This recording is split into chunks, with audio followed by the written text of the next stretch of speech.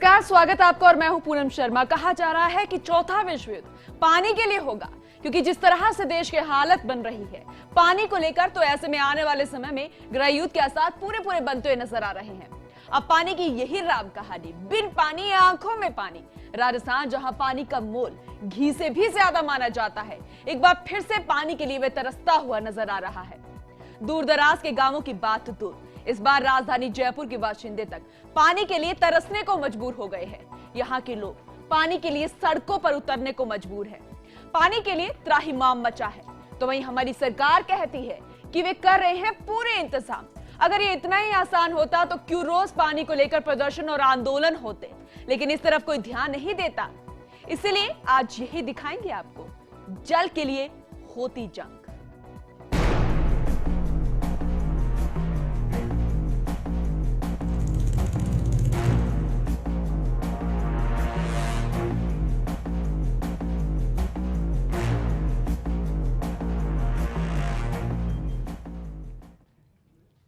पूरा प्रदेश एक और जहां पानी की भयावह स्थिति से जूझ रहा है, वहीं राजधानी के कई इलाके भी पानी की समस्या को लेकर अछूते नहीं हैं। आमजन के लिए पानी आज सबसे ज्वलंत मुद्दा बन गया है। पानी की समस्या को लेकर आज जगह जगह प्रदर्शन हो रहे हैं, लेकिन प्रशासन के सर पर जूं तक नहीं रेंग रही। राजधानी के कई इलाके ऐसे हैं जहां पानी के लिए रोज मारामारी होती है, वो भी सुबह 4 बजे से। पानी के मुद्दे को लेकर फर्स्ट इंडिया की एक खास रिपोर्ट देखिए।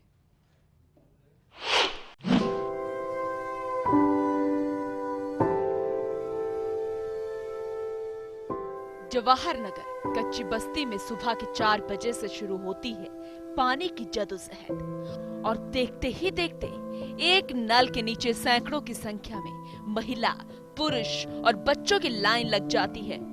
मकसद बस एक ही, पानी। लाइन में लगे इन लोगों को ये भी पता नहीं रहता कि आज पानी नसीब होगा भी या फिर नहीं। धीमी रफ्तार से आते पानी की जदोजहद सुबह 7 बजे तक यूं ही लाइन में खड़े रहकर चलती रहती है।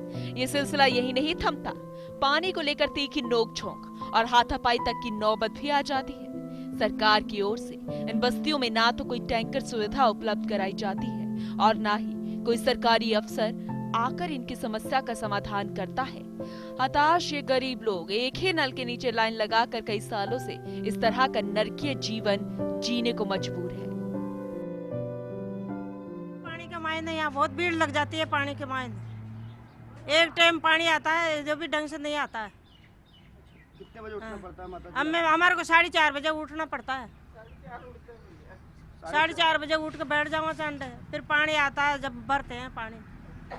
अब कोई का आता है, कोई को ना आता है, ऐसे आता है पानी। कई दफा होती है लड़ाई, होती है लड़ाई। बोलो अब क्या है, कितने बजे उठना पड़ता है माता? 4:30 उठते हैं, 4:30 उठ के बैठ जाते हैं। पानी आता है तो भर लेते हैं, लड़ाई हो जाती है, कहीं से माथा पिची होती है।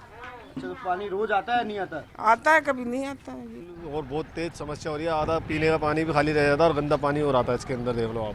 अच्छा, कब से इसके पानी के लिए? ये ज़्यादा भी नहीं तो 3 साल से चल रहा है ये। फिर भी एडजस्ट कर रहे हैं हम। देखो हैंडपम्प से पानी खींचते हैं, मोटर लगानी पड़ जाती है और फिर भी आधा घंटा ही पानी आता है, इससे ज़्यादा पानी नहीं आता और एक टाइम पानी आता है बस, और बिल दे रहे हैं, देख लो आप। टैंकर एक दिन छोड़ के एक दिन आता है, पानी कभी आता है कभी नहीं आता है। और टैंकर वालों को खूब बोल दिया, वो लगते नहीं है, यहाँ पे आते नहीं है। पार्षद को बोला तो पार्षद बोले भाई मैं बोलूँगा, तो वो पार्षद भी कोई सुनाई की ही नहीं। इसलिए पानी की समस्या ज़्यादा है हमारी। घंटों के इंतजार के बाद भी ये बूढ़ी आंखें यही ताकती रहती है कि अब पानी आए और वो अपने परिवार के लिए पानी लेकर चली जाए। मगर हालात ये है कि घंटों के इंतजार के बाद भी लंबी लाइन में 10 मिनट तक पानी आता है और कई लोग हाथों में बर्तन लेकर खड़े रह जाते हैं। लोग नालियों के नलों में पानी पीने को मजबूर है। ना सरकारी नल, ना ही सरकारी टैंकर, इन सब के बाद भी अपने खर्चे पर लगाई टंकी के जरिए आमेर कुंडा के ये लोग अपनी प्यास बुझाने के लिए उस टंकी का सहारा ले रहे हैं। वोटों की राजनीति के आगे ये लोग आज अपनी किस्मत को दोष देते रहते हैं। चुनाव के वक्त पार्षद के बड़े बड़े वादे आज इनके जुबान पर आते हैं तो चेहरा गुस्से से लाल हो जाता है। उस वक्त तो कहा था कि पानी की समस्या अब खत्म हो जाएगी, सड़क बन जाएगी, और जब अब फोन किया जाता है तो पुलिस की धमकी देकर इन लोगों की बुलंद आवाज को दबा दिया जाता है। हमारे यहाँ टंकी एक लगाई थी, उसमें पानी नहीं आता, बहुत परेशान होता है। अब पार्षद से कही भाई पानी तो कि जाओ आगे, हम तो नहीं कराते कुछ भी, पुलिस की धमकी देता।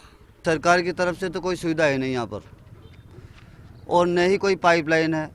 ये जो टंकी लगी हुई है ये लोगों ने अपने चंदे से कैसे भी 1-2 बार क्या सुनी करके ये लगवाई है। इसमें भी अगर ये ख़राब हो जाती है कभी तो फिर ये चंदा करके पैसे इकट्ठे करके अपने निजी पैसे पे इसको चालू करवाते हैं। पानी की बहुत समस्या है जी। एक तो है कितनी पब्लिक है वो कुंडा तक से पानी लेने आता है इस बोरिंग पे। इसमें एक पाइप है, 3 पाइप पे 4 और डले तो हमारे पानी अच्छा आ जाए हैं। दूसरी बात है कि हैंडपंप पे आए दिन खराब रहता है और सारी पब्लिक इतने प्लॉट लेके बैठ गए सारे और कोई भी सुविधा नहीं है यहाँ पे, बहुत दुखी है। प्रदेश में पानी के हालात के लिए आज सरकार जिम्मेदार है या फिर आम आदमी?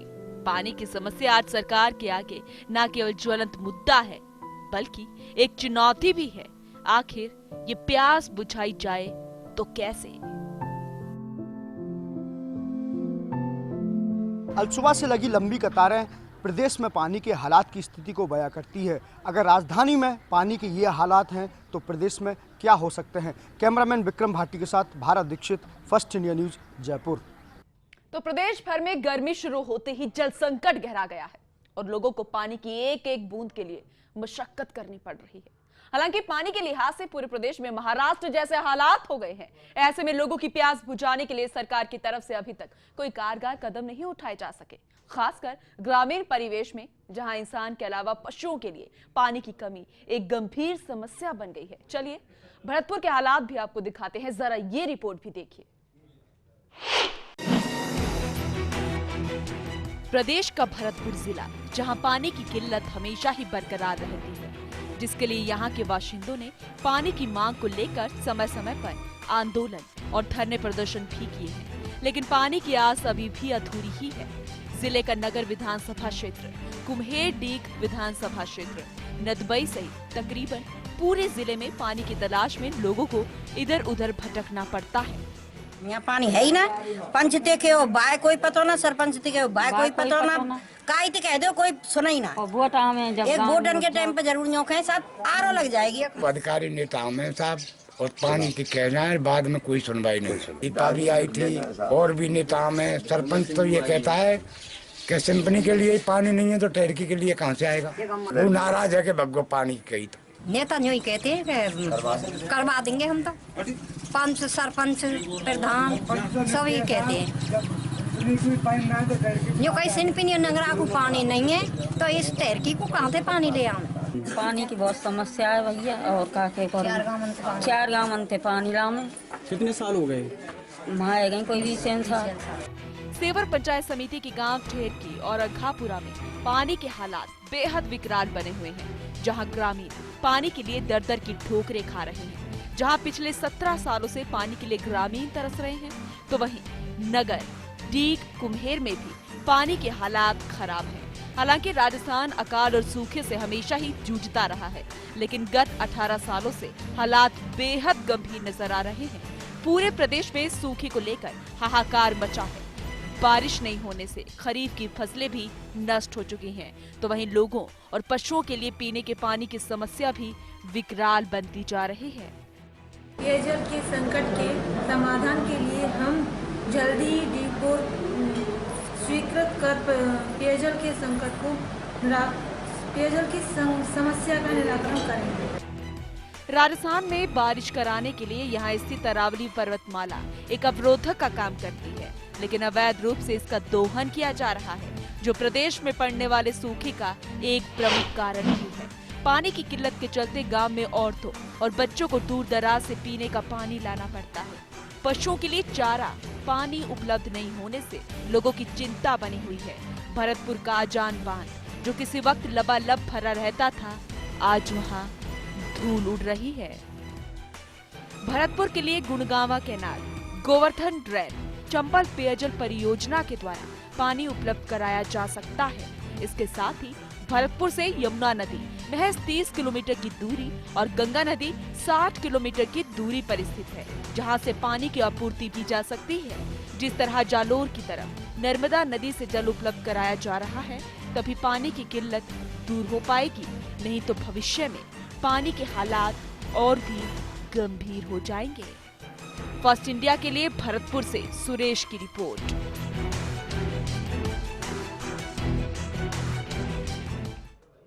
तो गर्मियों का दौर शुरू होने के साथ ही शहर में पेयजल की किल्लत बनने लगी है। तो वहीं जलदाय विभाग की लापरवाही से नागौर में इन दिनों कहीं घी घना तो कहीं मुट्ठी भर चना वाली कहावत चरितार्थ हो रही है। यकीन ना आए तो जरा ये रिपोर्ट देखिए।